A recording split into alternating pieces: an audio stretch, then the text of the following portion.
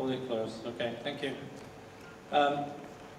Thank you for inviting me to this fantastic conference, amazing country. I've been to Israel once for one day, but I have a chance to look around.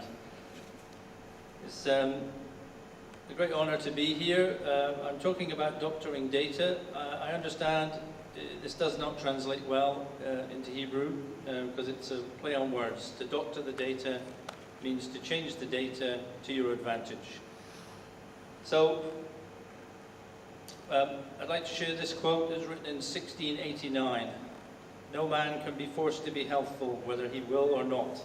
In a free society, individuals must judge for themselves what information they choose to heed and what they ignore. And I suppose many of you are here because you maybe have some questions about the information you're given on your health. I'd like to tell you just a little about me. I graduated in medicine from Aberdeen University many years ago, many years ago, when medicine was still good. I work as a general practitioner in Cheshire, which is near Manchester in England.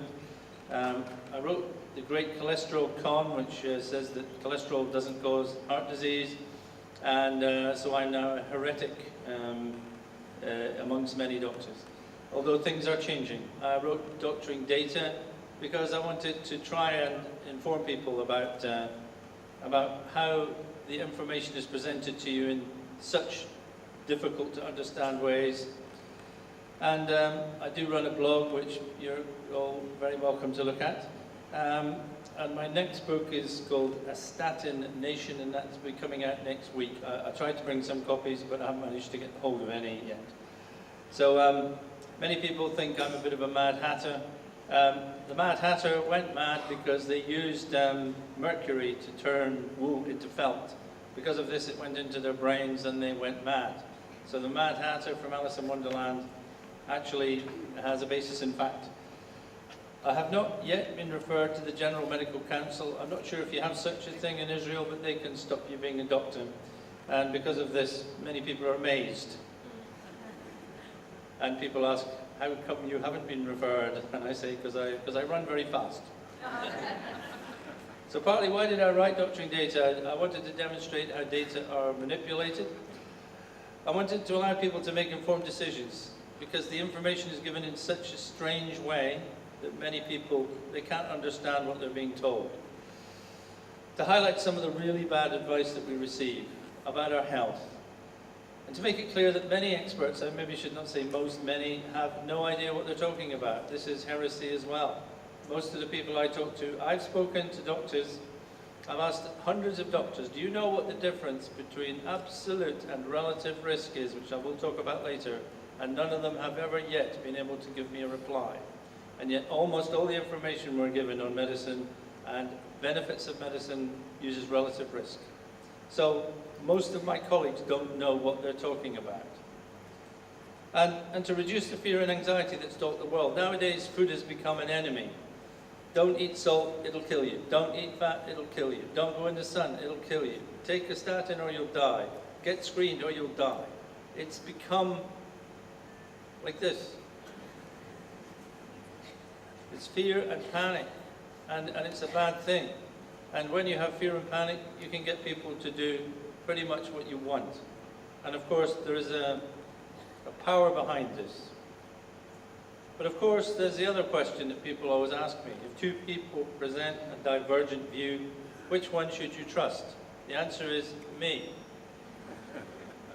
But how can you possibly know who to trust? This should be easy. We should read medical journals and they should say, this is what is, and we go, right, that's fine, but we can't do that. So who's presenting fact and who's presenting opinion?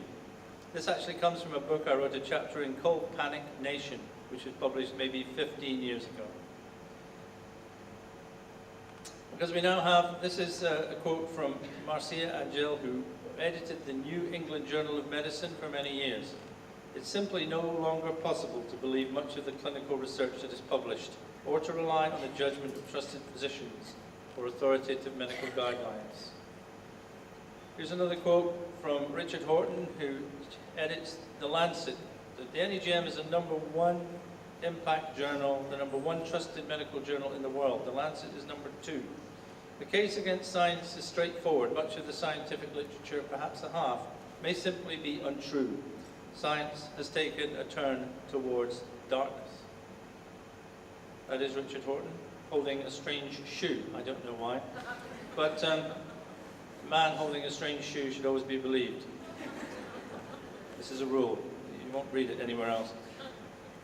This is Richard Smith, editor of the BMJ for many years. The poor quality of medical research is widely acknowledged, yet disturbingly the leaders of the medical profession seem only minimally concerned and make no effort to find a solution. These are the 3 people who edited the 3 most influential medical journals in the world. They are all saying the same thing. The information that we are receiving is flawed, perhaps untrue.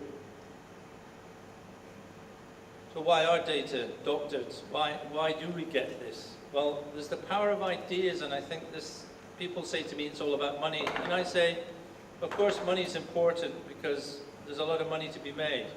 Statins, over their lifetime, have made $1 trillion in profit for the pharmaceutical industry. That's not a billion, that's a trillion, that's 1,000 billion. There's groupthink, there's confirmation bias. We all know that when an idea takes hold, it becomes the thing, and everyone gathers around it, and it's very difficult to get anyone to change their mind. The status and authority, this is hugely important, the power of the expert. And many people like the power of the expert. They like the idea somebody knows what they're think about. We don't like to think that out there nobody has any idea what they're talking about, because that's a rather frightening thing. And then there's money, of course there's money. There's a huge amount of money powering much of this. But it's not just money. So why are the data doctored? Well, there's the ideas. The power of ideas. I like this quote. Many people have never heard of this author. Why do people insist on defending their ideas and opinions with such ferocity? As if defending honor itself. What could be easier to change than an idea? Well, the answer is, what could be harder to change than an idea? If you look around the world, it runs on ideas, it runs on beliefs. And will people change their minds? You find that quite tricky. And the other problem, sometimes the smartest people think they've come to a solution, and they like to be right. And they will defend their ideas to the death rather than admit they're wrong. We all know this ourselves. We've met people who just will not change their ideas, even when I'm right and they are wrong. Just remember, that's a rule. I'm right, they're wrong. And of course, I never change my ideas either. I like to think I do, but I'm aware, like with everybody, if I get an idea and I really like it, it's almost painful to change it. Our ideas are attached to our emotions and our sense of what we are. You ever seen this one? You remember seeing this film? Inception. Putting an idea into someone's mind, that's the whole point of the film. The most resilient parasite is an idea. Ideas live forever. You can kill people. Whole civilizations can rise. Ideas carry on forever. They are like the most powerful things that there are. And when you have an idea, it's so difficult to change it. There's an idea that cholesterol causes heart disease. It's wrong. But everyone is wedded to this idea. There's another thing, is just everyone likes to fit in. This is what they call conformity hazard. Contains possibly new information which may stimulate independent thought. A lot of people find that difficult to deal with. I was speaking to a lady who grew up in the Soviet Union. They didn't enjoy independent thought here. And then people, there's confirmation bias. I just enjoyed this headline from the Washington Post, where everybody on the liberal left decided that Donald Trump's chances of winning are approaching zero, and the whole article was put together to prove that there's no way on earth that Donald Trump could possibly win the election, and then he won the election. We know this happens. We speak to people, we have echo chambers, we listen to things that people say, and we confirm our beliefs. And here is a picture of a space... It's a bit closer, sorry. Here's a picture of a space shuttle exploding, the Challenger. And people say, is that groupthink? If you read about this, I read about the designer of the solid fuel booster, who warned that 6 seconds after takeoff, the O-ring would fail that there would be a leak of fuel and that the Challenger would explode 42 seconds later. And that is exactly what happened. But in all the meetings, everybody said, no, there is no problem, this is going to be perfectly all right. So we also group together. We are, some people say we are a herd animal, I say we're not, we are a pack animal. And if you go against the pack, the rest of the pack will turn on you. This happens, we've all recognized it, it's probably happened to everybody in this room in some way or another. And so what happens? These things happen. And everyone says, everything will change, this will never happen again. And I always say, no, it's going to happen again, because it always happens. Groupthink is very powerful. And this is the end result. It's not so dramatic if people die from taking a medication, but it is estimated that every year in America and Western Europe, the number of people who die due to correctly prescribed medicines is 328,000. I don't know what city in Israel has a population of around 328,000. So every year, that entire city, everyone dies. There's another thing, you may have heard of Cass Sunstein. He advised Barack Obama, and he talked about nudge. How do you move people? You move people through nudging them. And he said, to become an extremist, hang around with people you agree with. And whilst you may not want to think of cardiologists and experts as being extremists, they attend meetings, they all speak to each other, they confirm each other's beliefs, and they gradually move things to a more extreme point. The latest guidelines in America say that if your blood pressure is over 100, I think it's 120 over 72, you are now hypertensive. That makes 76% of us hypertensive. If your cholesterol level is above, well, you use American units, 200 milligram per deciliter. In Britain we use millimoles per liter. But if your cholesterol is above 200, you should be on a statin.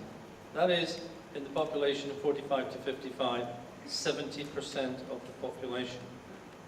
So what we're now saying is that at least 70% of the population is unwell, needs to be treated.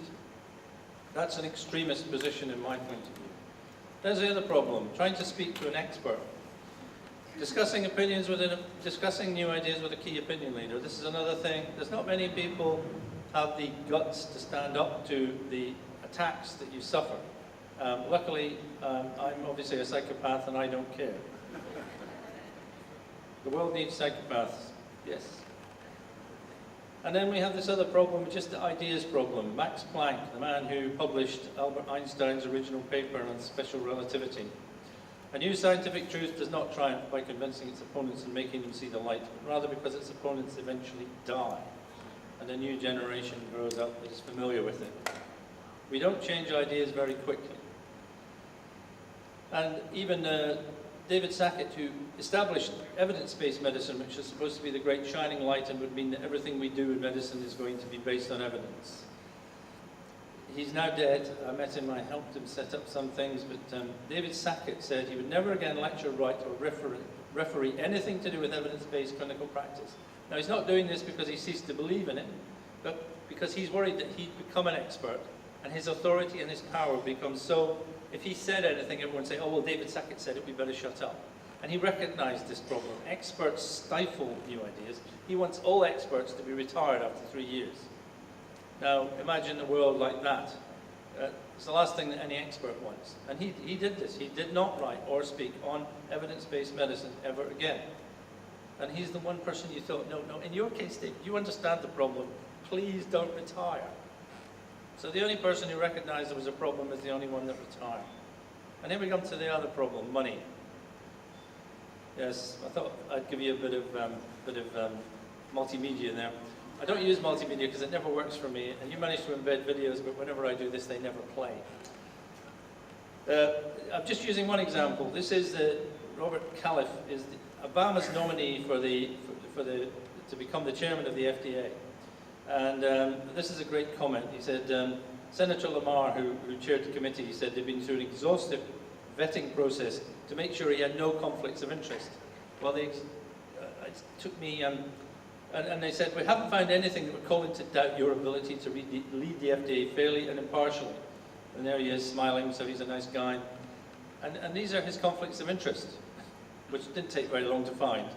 The ones in bold are the pharmaceutical companies, Merck, Roche, Aterovax, Bayer, Janssen, in fact, every pharmaceutical company I've ever heard of. So you think, well, if this doesn't cause a problem, if this is not a conflict of interest, then what is? What is? And just to repeat, my staff tell me they haven't found anything that would call into doubt your ability to lead the FDA fairly and impartially, he said. Well, you can obviously work with every single pharmaceutical company, be paid by every single pharmaceutical company, and you still have no conflicts of interest. Which raises the question, what is a conflict of interest? He's smiling again. Not surprisingly, because once you become the chairman of the FDA, the pharmaceutical company really like you. And here's what happens when data are doctored. Some of you may have heard of John Ioannidis, who's studied medical research. And he said, moreover, for many current fields, claim findings are simply accurate measures of the prevailing bias. This paper in 2005 is the most read paper in medical research. And what he's saying is basically medical research does not tell us anything that we can rely on. It's more likely for a research claim to be false than true. And he wrote an open letter to David Sackett, who was then dead, about his findings. His findings on evidence-based medicine. What he says is vested interests dictate preemptively large segments of the research agenda and its evidence-based aura, which is further propagated in professional societies and large conferences. Sort of a large conference, sort of like this one, except paid for by the pharmaceutical industry. Many leaders and members of powerful professional bodies and academics and other bodies grew out of this system. It is sometimes difficult to tell whether a superb CV with a lengthy publication list reflects hard work and brilliant leadership or a composite product of dexterous power games, networking, gift authorship, and excellence in the slave trade of younger researchers. These are very damning things. Everybody who's looked at this says it's not a system that is working, and yet it continues. So I'm now going to just give you a little bit about how Dr. dated some practical examples. Things are not what they seem. Here's two tables. One is long and thin, and one is short and fat. The tabletops, as you can see, are completely different sizes. Well, actually, they're the same size. This is how they start. That's a bit more multimedia for you. You turn one round. You wobble it around a bit. You draw a few lines on it. You draw a couple of legs on it. And then we have it. These two tabletops are exactly the same size. You know that, but you still can't really see it. Our brains are not very good establishing what is correct and what is not correct. So now I'm going to reveal some of the tricks of the trade. Please stand by. Some of this will be too early for some of these people in the audience, but you may remember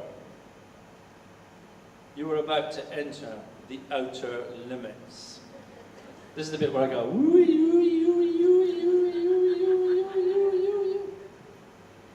you're now in a different place.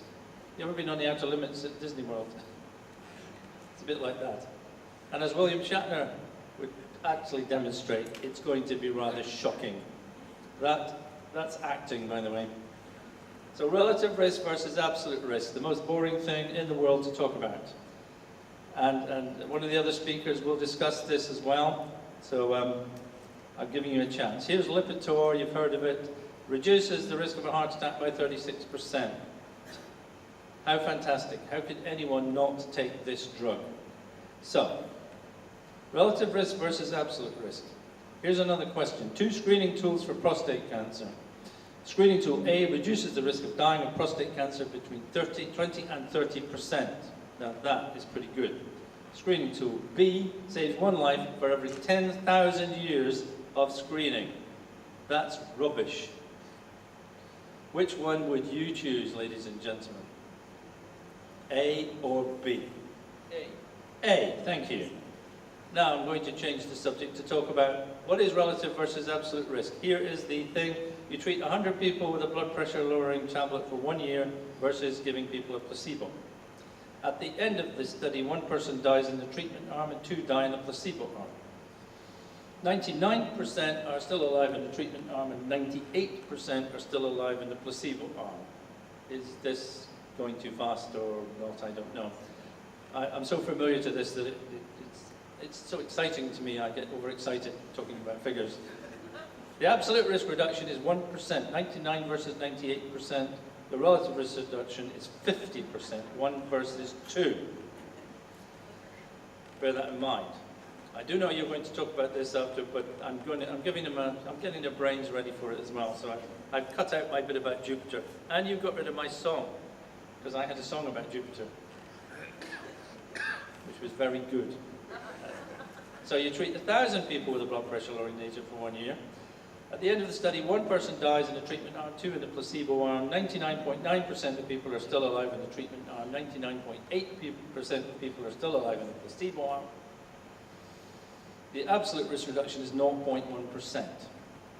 The relative risk reduction remains 50%.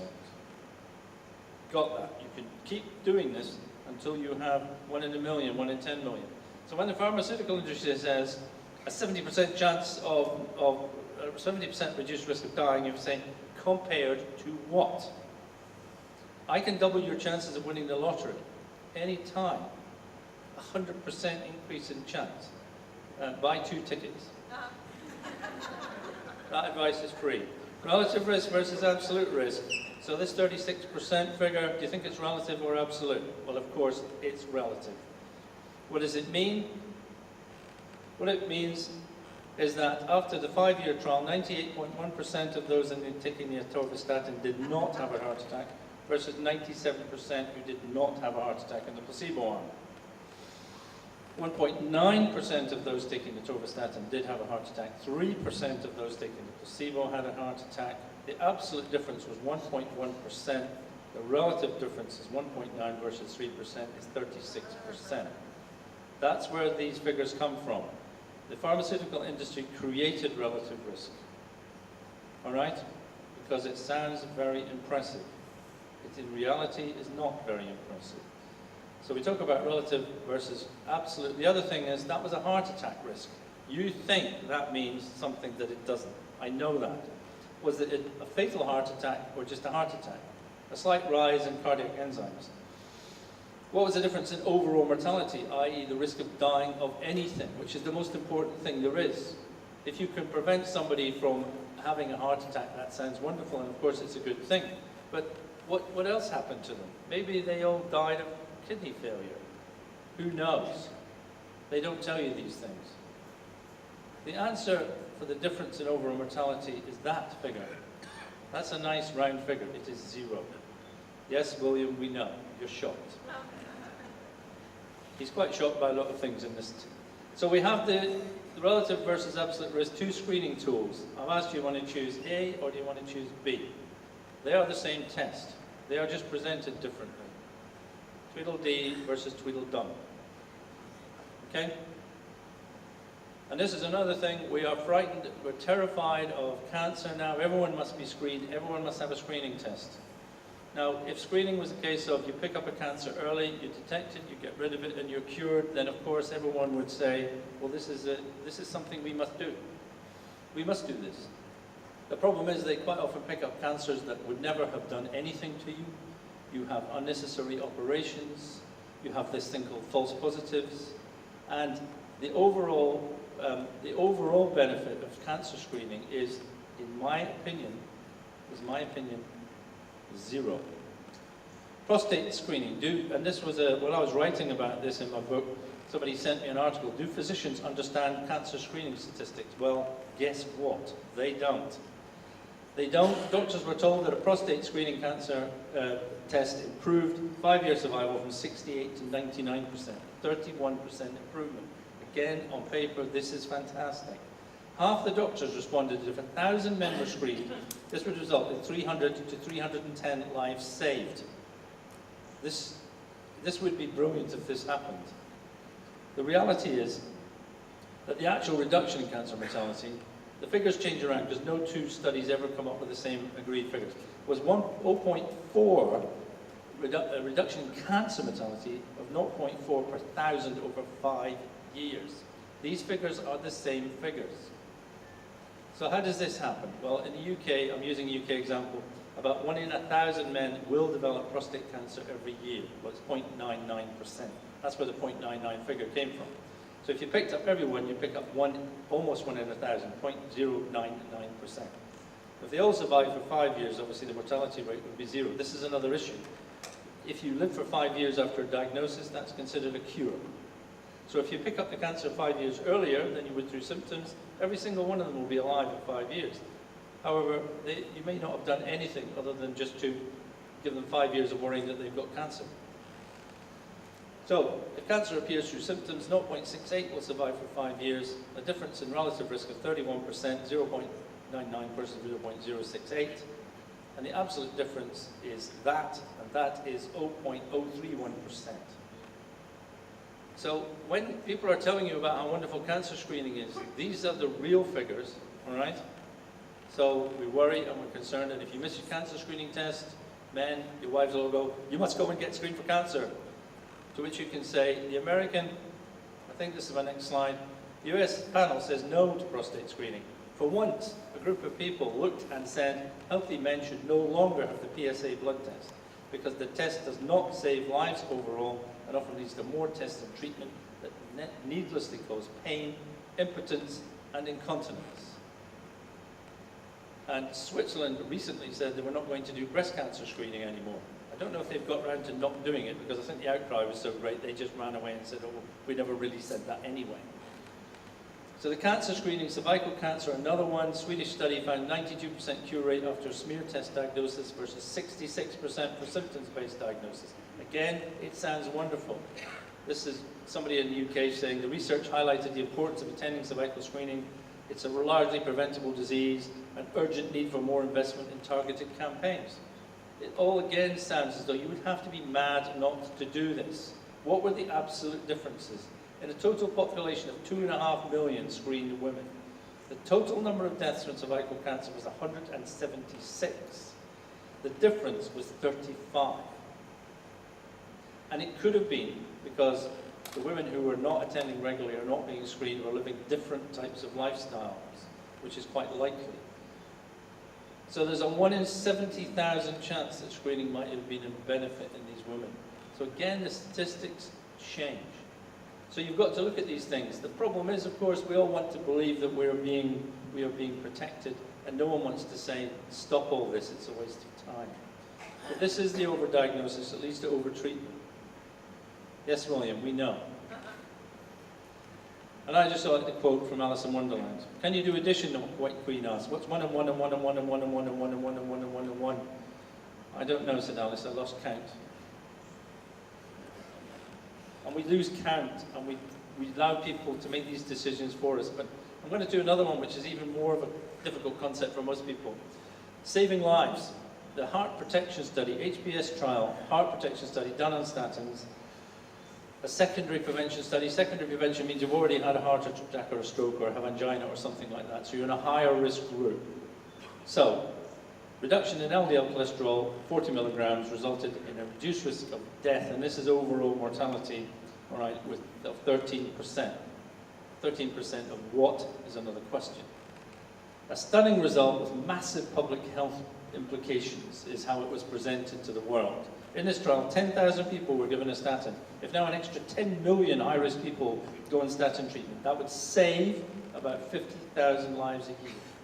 That's about 1,000 a week for those who don't know how many weeks there are in a year. Now here's the actual graph of deaths. I don't know why, but I couldn't get rid of 102%, but that just proves that I don't know how to use graph-making things. It's one of these things. Simvastatin versus placebo. So you can see that well, less people died on simvastatin, but this is obviously doesn't go to zero, that's 86% here. So these figures are, the difference in them is 90.8% alive on placebo, 92.6% still alive on the statin. There's a difference of 1.8% over 5 years, which is 0.3% per year, which is actually 36,000 lives a year, not 50,000, but never mind, what's 14,000 deaths between friends. So let's have a little closer look at this graph, and what we find is, there's the 1.8%. Ooh, what happened there? That's the difference if you draw a line vertically. Now, if you draw a line horizontally, and this is what they do in cancer, increase in median survival. How much longer will you live if you take a drug? You will notice they never give you this information in cardiovascular studies. They never give you this information because it's terribly disappointing. So we look a little closer at this graph, and I've expanded it up. So you can see the difference between, say, year 4 and year 5 is the difference in mortality between simvastatin and placebo. Obviously, no one's living forever. These two graphs keep going down. So how long did it take for the simvastatin line and the placebo line to be at the same point? Does that make sense? I hope so. And then a half of that is the average increase in survival. So that figure actually comes out to 4 months. So that means that if you take a statin for 5 years in secondary prevention, 1.8% of people will live 4 months longer on average. Which, when you take it down, and of course people can't live for an average, you can't be a bit alive, you're either dead or alive. So the people who do survive will last longer, but you can't work that out, it's impossible. But the 4 months is only for 1.8% of the population. So the average increase in life expectancy is 4 months times 0.018 is 2.17 days. So this is a remarkable result. 1.8% of people will live for, on average, people taking the statin will live 2 days longer. Now you know why cardiovascular studies don't present increase in life expectancy, because it's useless. So you can't save lives, you can only delay death. So I do agree with people who say, you know, all these things will cause you to die, because we all die. We're all going to die. The question is, how much longer can you get? How much longer healthy can you get? And if you take statins, in my opinion, you don't get healthy, you get pretty unhealthy. So you get 2 extra days of unhealthy life, all of which are spent going to the doctor, getting your cholesterol checked, and going to the pharmacy to pick up your prescription. So you don't know if you will be in that 1.8%, obviously. So the BMJ Open looked at it another way, and they looked at the studies that they could find, and a follow-up between 2 and 6.1 years on primary and prevention studies, and they found that essentially cutting to the truth, in primary prevention trials, you can live 3.2 days extra on average, which is a slightly different figure than mine, and in secondary prevention, 4.1 days. Ask yourself, is this worth it? We're all told you're going to die if you don't take a statin. Which I say is, we're all going to die, and I don't think 4.1 days is worth it. I just don't. Maybe other people do. They're going to talk about three of the final things I looked at. Well, I looked at many other things in the book, but I was told that obesity and overweight is a big issue in Israel now, because Israel Medical Association recently declared obesity to be a disease. I don't know if you agree with that or not. Approximately 4,000 die each year in Israel from obesity, and a quarter of the adult population suffers from disease. Suffers from a disease, not due to behavioral weakness. Okay? I've looked at the figures on obesity and mortality, and they come out the same all the time. Here is a paper from the United States. It was about 7 years ago. And as we can see, what we're looking at is the body mass index. And below 18.5, that's the being a supermodel. All right? That's not me. 18 to 25, that's considered normal. Some people do 20 to 25. Every time you look at medical statistics, they change what they're talking about. So you can never get 2 medical papers to say the same thing. 25 to 30 is overweight, where people say you must lose weight because otherwise you're going to die. 30 to 35 is grade 1 obesity. 35 and above is level 2 obesity. Now they do a thing called clumping. I call it clumping anyway, no one else does. But what they do is they take everybody above 30 and clump them all together with people who've got body mass index of 100. And they say, look, being over 30 is bad for you, it causes you to die. Well, yes, you're bringing everyone else into the figures. But between 30 and 35, you're going to notice something. You may have noticed it already. You may be very clever. Well done. I believe everyone in Israel is very clever. Is that if you have an overweight body mass, you are going to live longer than if you have a normal weight. And if you have obesity level 1, you will live longer than people who have a normal body weight. And you think, so who decided that a body mass of 30 meant you were obese? And I went and looked for this, and I read a 640-page document. 640 pages from the World Health Organization conference from 1998. And I read every single bloody word. And I eventually found a section that said, who decided body mass index of 30 means you're obese? And they said, we have no evidence for this, but there was a point of the inflection of the curve. That was the evidence. Now everybody in the world is told the body mass index of greater than 30 means you're obese. It was made up. There is no evidence for this figure. It does not exist. There is no evidence for normal. It does not exist. If you are overweight, you live longer than if you are of normal weight. Therefore, overweight should become normal weight, and normal weight should become underweight.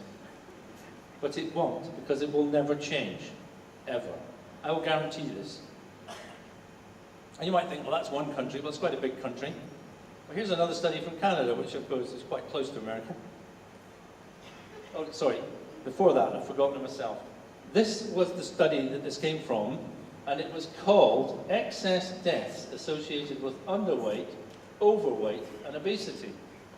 That was the title of the paper.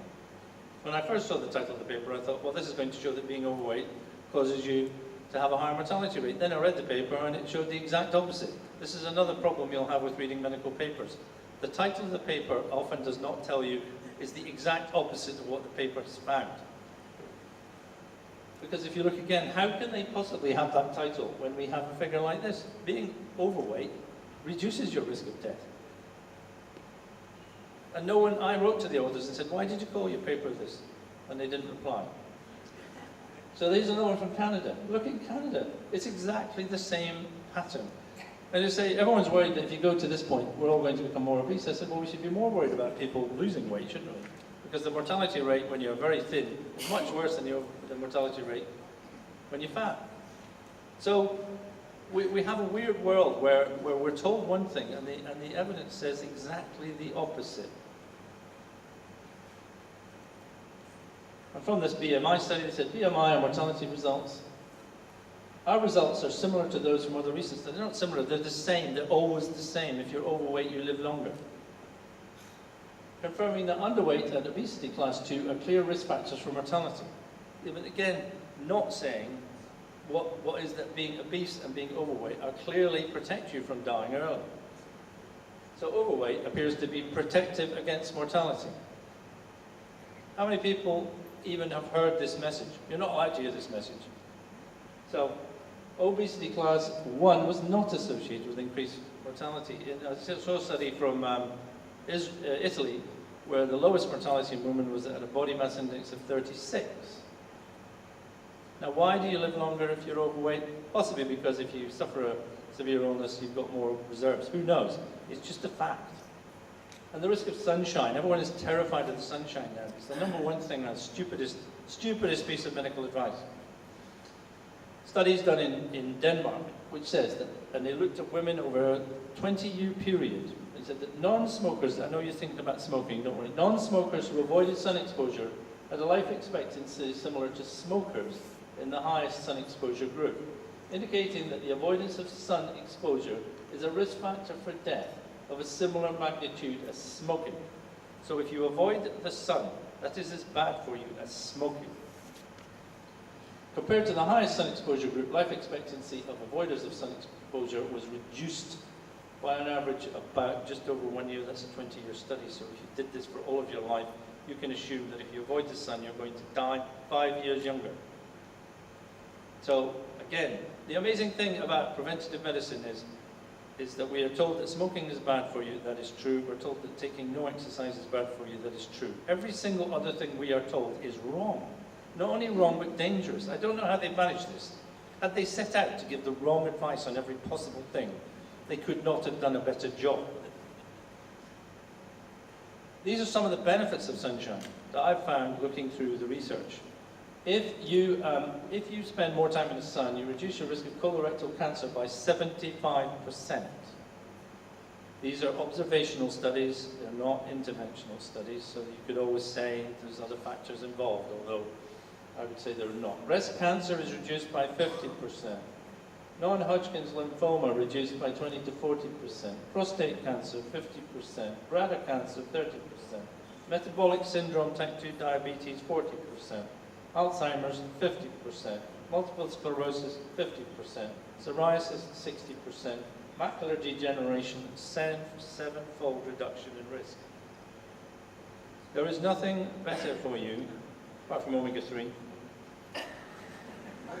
which is better than anything, apart from going into the sun. I'll take a couple of questions at the end. And improvement in mood and well-being. Depression is improved by being out in the sun. Walking in the sunshine is the #1 benefit to your health. There is a song about that, I think. And so we're told to stay out of the sun. We're harangued to stay out of the sun because you'll die of malignant melanoma. No, you won't. The people who have the greatest sun exposure have the least risk of malignant melanoma. In the UK, the two groups of people with the lowest risk of melanoma, that's easy for me to say, are farmers and building workers who work outside.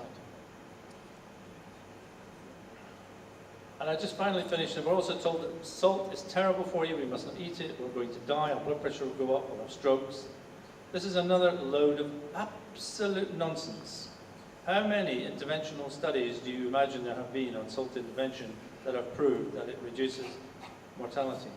And if you're thinking 0, you would be correct. This has all been observational, and it was all based on, anyway, I haven't got time to say what it was all based on. This is the Cochrane Collaboration, who are one group of researchers who are free from any ties with industry. Generally, what they report is as accurate as you'll get. Despite collating more event data than previous systematic reviews of randomized controlled trials, there is insufficient power to confirm clinically important effects of dietary advice and salt substitution on cardiovascular mortality in normotensive or hypertensive populations. They always write things like this so no one can understand it. This is just gobbledygook stuff. Basically, they can find no evidence that salt restriction is a benefit. Now, I can show you evidence from several studies that salt restriction increases mortality by 400% in people who've got heart failure.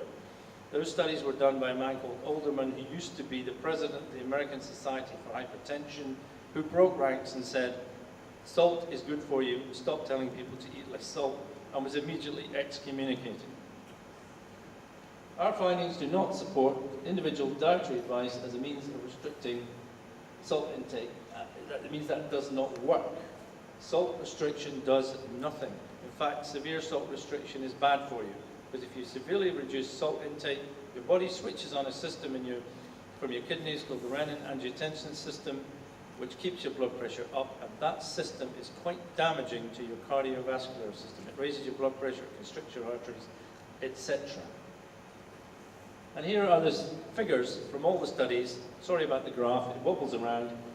Hazard ratio of 1 means average risk of death and dying, all right? So anything above 1 means that your risk is higher, and anything above 1 on this side. So this is the amount of salt that people are excreting. Sodium, not salt, sorry. Sodium, obviously you have sodium chlorides and ACl. And some studies say it's sodium and some say salt. Sodium, if you talk about 5 milligrams of sodium excretion, that's about 10 to 12 milligrams of salt intake. So the lowest mortality rate associated with salt intake is at around about 10 to 12 grams. We're told we must not eat more than 6 grams. If you look at the 6-gram figure, this is where mortality has gone up. So the advice that we're giving people to avoid salt is killing people. We should not be restricting salt. It is good for you. So I've covered a few things here. There are many more. I think that the concerns that I have are that somehow or other we're being told many wrong things. So I've put together just a little list of the things that you should do. Most things are not really very important, but these are the things that will make a difference to your life expectancy. And I'm assuming you're going to live to 100 if you do everything right. This is just a made-up figure, but that's the figure I'm using. If you smoke, you can subtract 6 to 8 years.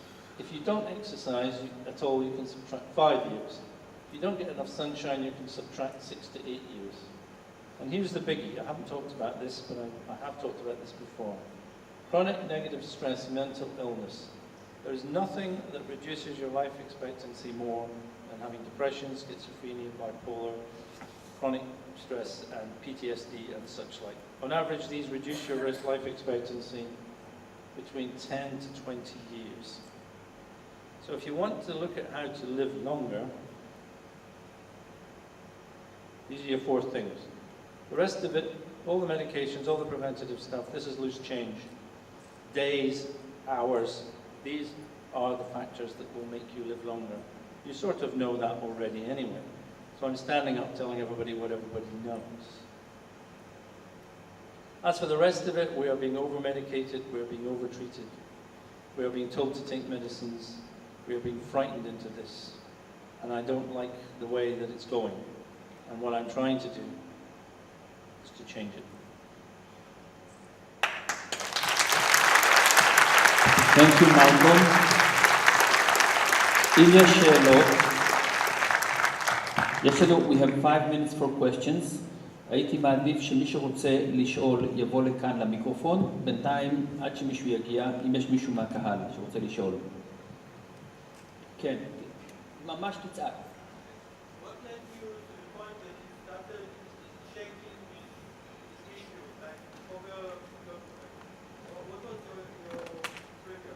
All right, so you just asked me what led me to do all this. Natural skepticism. In fact, living in Scotland when I did medicine, Scotland had the highest rate of heart disease in the world, and it was sort of interesting to look at it. I started looking at it and very rapidly came to realize that the information we'd been given about saturated fats, diet, and cholesterol did not add up. It didn't make sense. And once you start looking and you start finding something as big as that to be wrong, unfortunately, once your eyes are opened, a bit like the Matrix, you take the blue pill or you take the red pill. And I can't remember which. If you take the blue pill, everything just stays the same and you're quite happy. You take the red pill and suddenly you realize that the world isn't quite the same as you've been led to believe. And then the other question of that is if not you, who, and if not now, when?